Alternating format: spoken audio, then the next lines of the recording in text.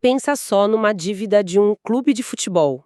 Uma daquelas gigantes, sabe? Mais de 300 milhões de reais. Agora imagina que em menos de 2 anos, essa dívida, puf, some.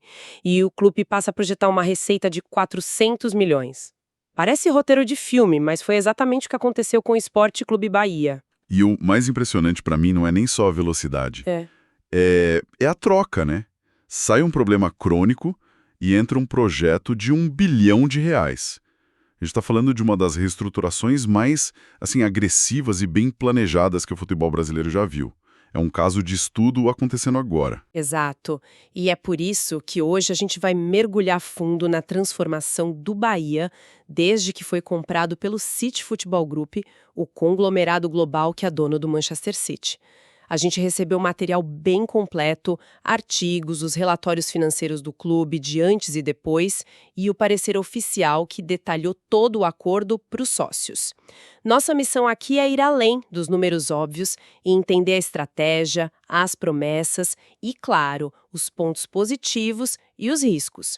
O que significa de verdade para um clube brasileiro histórico virar a principal aposta de um império do futebol mundial aqui na América do Sul. E talvez o mais importante, o que a resposta para essa pergunta diz sobre o futuro do futebol no Brasil como um todo? Ok, vamos começar a analisar isso. Para a gente entender o tamanho da chegada do Grupo City, a gente precisa voltar um pouquinho no tempo, né? O Bahia, como, a maioria dos grandes clubes brasileiros, era uma associação civil sem fins lucrativos.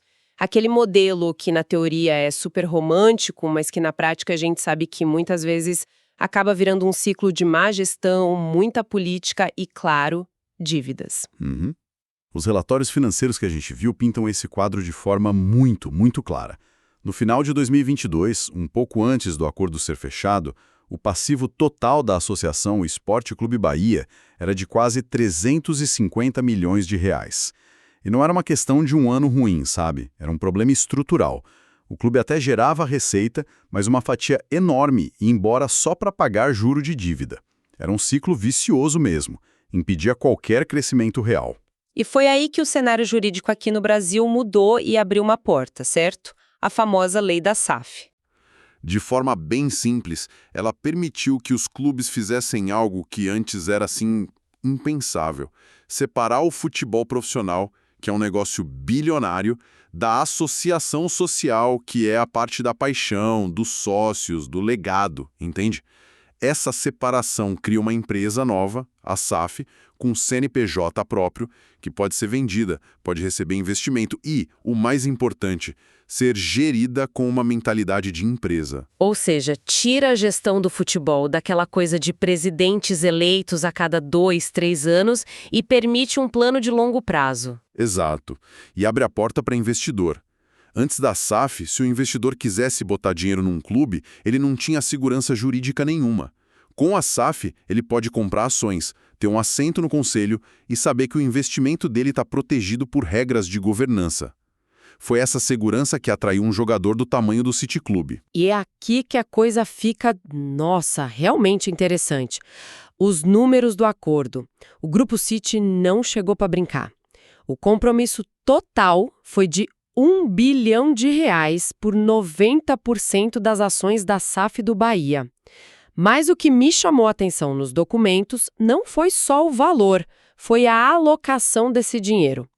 Eles criaram 3 caixinhas com propósitos muito claros. E essa é a assinatura de um gestor corporativo, né? Não de um mecenas. A estratégia inteira está nesses 3 números. A primeira caixinha, a maior, com 500 milhões de reais, foi para o produto principal. Comprar jogadores, investimento direto para melhorar a qualidade em campo e, pronto, ser competitivo na hora. Faz todo sentido. A segunda, de 300 milhões, foi para limpar a casa, né? Quitar aquela dívida toda que a gente falou. Eles não queriam herdar o problema. Exato, começar do zero. E a terceira, de 200 milhões, foi a caixinha do futuro. Infraestrutura, categorias de base e capital de giro. Ou seja, não só arrumaram o presente, como planejaram a sustentabilidade do negócio. E tem um detalhe nos artigos que coloca tudo isso em perspectiva. Esse foi o segundo maior investimento da história do Grupo City. Só perde para a compra do próprio Manchester City, lá em 2008. Isso é impressionante. Mostra que o Bahia não é só mais um clube no portfólio deles. Tem uma declaração do CEO do grupo, o Ferran Soriano, que ele diz que o Bahia vai ser o clube ponta de lança na América do Sul. O que isso quer dizer na prática? Que vai ser o segundo time mais importante do grupo. É exatamente isso. Ponta de lança significa que o Bahia é a peça central da estratégia deles para o continente. A ideia não é só ter um time forte no Brasil, é criar um hub. Um dos projetos que já está em andamento, segundo as fontes, é a construção de uma nova City Football Academy Bahia, um centro de treinamento de ponta com investimento de 43 milhões de libras, que deve ficar pronto até 2027. Então a visão é totalmente de longo prazo, de desenvolver talento local. Exatamente. O objetivo é que o Bahia se torne a principal porta de entrada para talentos brasileiros na rede global do City. Eles não compraram só um time, eles compraram acesso preferencial e uma estrutura de primeira linha num dos maiores celeiros de jogadores do mundo. A estratégia é essa, identificar, desenvolver e, eventualmente, circular esses jogadores pelos outros clubes do grupo. Ok, o plano financeiro estratégico parece impecável no papel. Mas vender 90% de um clube de futebol não é como vender uma fábrica, né? A primeira coisa que qualquer torcedor vai pensar é: pronto, acabou meu Bahia. Venderam a alma do clube. Os documentos devem ter abordado esse medo, certo? Com certeza. Essa foi, talvez, a parte mais delicada da negociação. E o parecer sobre a proposta é bem detalhado nisso. Havia uma preocupação enorme em criar travas para proteger o legado e identidade do clube. E quais foram as principais? Eu li que a associação original, o Esporte Clube Bahia, não deixou de existir. Não, de jeito nenhum. E esse é o ponto-chave. A associação manteve 10% da SAF e, mais importante que a porcentagem, manteve um assento no Conselho de Administração com poder de veto em decisões sagradas. Certo, mas vamos ser práticos. A associação tem 10% e um assento. No dia a dia, numa votação de conselho com vários membros, qual o poder real disso? Não é um poder mais simbólico? É uma ótima pergunta. O poder no dia a dia, para decisões operacionais, tipo contratar um diretor, aprovar orçamento, é limitado. A maioria, os 90%, vai ditar o rumo. Mas o veto não é para isso. Ele é para as questões de identidade. O nome do clube, o escudo, as cores e uma eventual mudança de Salvador. Nada disso pode ser alterado sem a aprovação explícita da associação. É uma cláusula de alma, sabe? Espera aí. Tem outro detalhe aqui no parecer que me surpreendeu.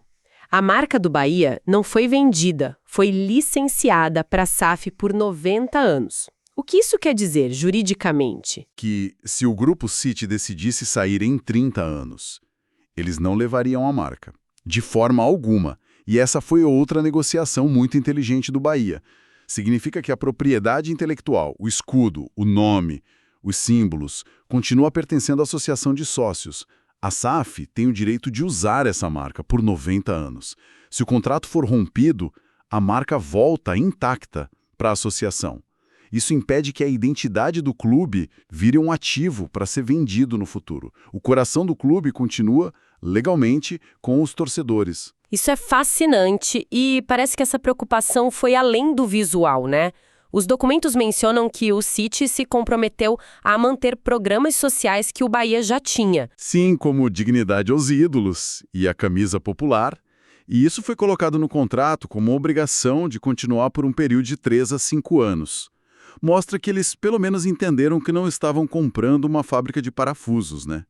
Um clube de futebol no Brasil tem uma dimensão social, uma conexão com a comunidade que não dá para ignorar. Mas isso levanta uma questão. O contrato garante o início, por 5 anos. E depois? Uma corporação global com sede em Abu Dhabi vai mesmo manter esses valores locais a longo prazo, quando não for mais uma obrigação? Essa é a pergunta de R$1 bilhão. E não tem resposta definitiva. As cláusulas protegem o presente e o médio prazo. A perpetuidade desses valores vai depender muito da relação que for construída e da cultura que o City conseguir implementar aqui. É um teste para o modelo. Ok. Então a gente tem um plano ambicioso e um contrato cheio de salvaguardas. Mas e na prática? O que aconteceu? Um artigo do Poder 360, publicado quase 2 anos depois, traz dados bem concretos. A dívida, como a gente já falou, foi quitada. O que, convenhamos, já é uma vitória gigantesca. Liberar o clube da necessidade de usar a receita para pagar juros permite que todo o dinheiro novo seja reinvestido na operação. É o que destrava o crescimento. E as receitas refletem isso. A projeção para 2025 é de mais de 400 milhões de reais, um crescimento de 50% em relação ao ano anterior.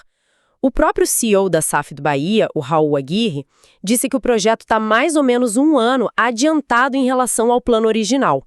Financeiramente, parece um sucesso absoluto. Sem dúvida, os números iniciais são muito fortes. Mas a gente precisa olhar o outro lado. Os mesmos documentos também revelam algumas nuances. Por exemplo, aquela caixinha de 200 milhões para infraestrutura. Sim, o investimento no futuro. Exato. O parecer da proposta descreve esse compromisso como genérico e implícito. A linguagem usada não é tão rígida quanto dos outros aportes, sabe? Não significa que não vai acontecer, mas o texto dá mais margem, mais flexibilidade para o investidor nessa área. É um ponto para se observar. E além dessas nuances do contrato, tem os riscos mais amplos que não são só do Bahia, mas do modelo de SAF com controle estrangeiro. Sim. Os artigos de análise levantam essa preocupação que vai além do escudo e das cores. É o risco de transformar a paixão num negócio puramente transacional. Mesmo com o Bahia tendo proteções contratuais muito robustas, talvez as mais fortes do Brasil, o perigo de, a longo prazo, se tornar só mais um time numa rede global, cuja função principal é revelar jogadores para o Manchester City, é real. E a identidade futebolística?